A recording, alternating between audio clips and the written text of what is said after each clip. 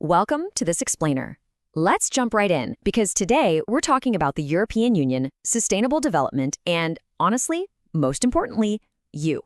If you're a student learning a trade right now, getting ready to start your career, this is absolutely for you. Today, we're going to explore exactly how new environmental rules are going to shape the real world you'll be working in every single day. So I want you to really think about this for a second. How will the environment actually change your future job? Well, whether you're studying to be an auto mechanic, a construction worker, an electrician, or even a chef, the natural world is going to have a massive impact on what you do. And why is that? It's because pollution doesn't just stay in one place, right? It literally doesn't respect national borders. A polluted river flowing through Europe or extra carbon in the air affects all of us. The EU realized that to fix this, we all have to cooperate and work together across the whole continent. To tackle these huge problems, the EU came up with a massive plan called the European Green Deal. They basically want Europe to be a global leader in solving climate change. And these aren't just suggestions, they are legally binding goals. By the year 2030, they want to cut greenhouse gas emissions by 55% compared to a few decades ago. Plus, they want to get at least 40% of our energy from renewable sources. Then, by 2035, all new cars have to be zero emission. And the big one, the ultimate goal, by 2050, the entire EU aims to be completely climate neutral. So, what does being climate neutral actually mean? Put simply, it means reducing our greenhouse gases down to absolute zero, or at the very least, completely balancing out any leftover emissions so we aren't adding any extra carbon into the atmosphere. I want you to picture the year 2050 for a second.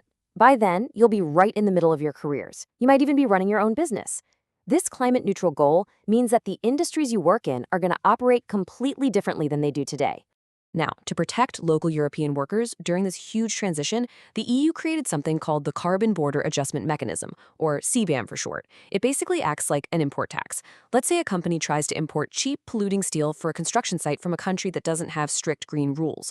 Well, this tax makes that dirty steel cost more. It's really clever because it protects your future jobs from unfair competition, and it encourages the whole world to start producing cleaner goods. But here's the absolutely crucial point. How does all this turn into real everyday jobs? Take that rule about all new cars being zero emission by 2035. That literally changes everything.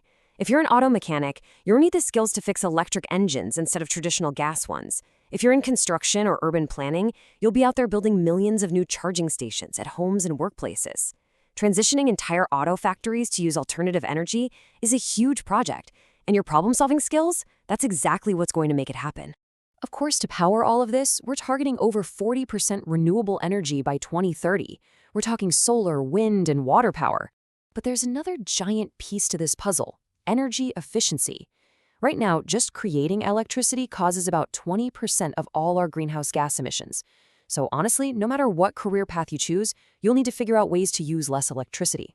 Whether that means installing smarter lighting in an office building or using more efficient machines on a factory floor, finding ways to save energy is going to be a core everyday skill for almost any job. Okay, let's shift gears to something we all do every single day: eating. Agriculture actually creates about 17% of our greenhouse gas emissions. Because of this, the EU created the farm-to-fork strategy to change how our food is grown, mainly to protect our health and our water supply. The plan is pretty straightforward. First, reduce chemical pesticides. Second, offer financial help to organic farmers. And finally, carefully protect our local wildlife and biodiversity.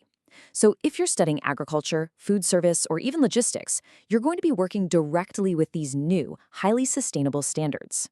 You know, compared to the rest of the world, the EU maintains incredibly strict safety rules.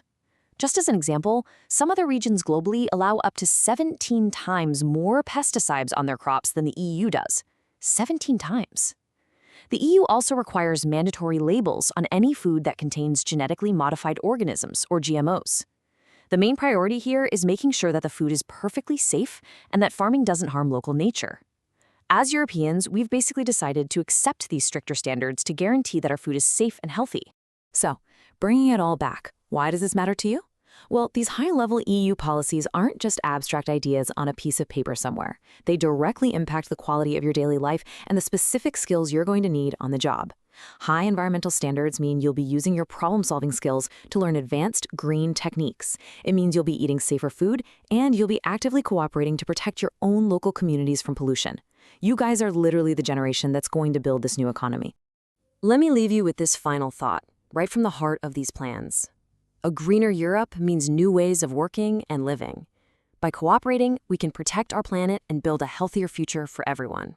The challenges ahead are definitely going to require teamwork, cooperation, and a whole lot of problem solving. But man, the opportunities for your future careers are just massive. Thank you so much for joining me for this explainer. Keep learning, keep asking questions, and let's go build that greener future together.